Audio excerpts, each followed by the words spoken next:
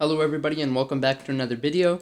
Today we are going to be doing what I'll show you in a minute. So we're going to be importing things from Blender straight into Roblox Studio so that you can have more complex models. Like these low poly circles that I've assembled here into this random tree shape. I will show you how to export it to Roblox Studio in two different ways, each having ups and downs. So first way we're going to do is an object. Go to your file, mine's already there, and name it whatever you want. I've already done two models named Untitled. They're just the same things though. I'll call this tree shape.obj, and we're going to export it. Go to Roblox Studio, look for import 3D. It'll send it to a file of all of your 3D objects. I might as well, no, I can't delete those yet. Click your object, should show you right here what it's going to look like. It's going to spawn in very big whenever you first load it in. Oh, never mind. That one didn't spawn in big. Anyways, you'll see here that there is a single thing. You can only edit the color as one. Like if I wanted to make it a tree like I said it was. I'm just going to go ahead and grab my grass texture and scale it up. Going to scale like that, which looks really weird.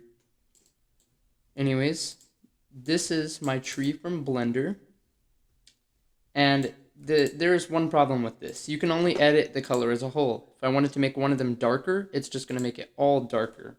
So let's go back to Blender and I'll show you how to make it better.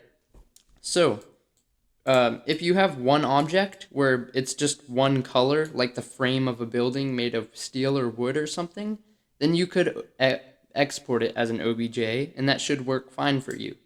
But if you want to individually color certain things, you need to make it an FBX file. We're going to name this whatever you want. I'll call it like I did before, tree top.fbx. And you'll see in a minute that we can actually singularly color each one of these parts. It's going to make it really big. Yep, it did it that time. It's absolutely ginormous. Just going to scale that down. Okay, then you're just going to make it as big as you need for my treetops. And you can see now that I can select each individual one.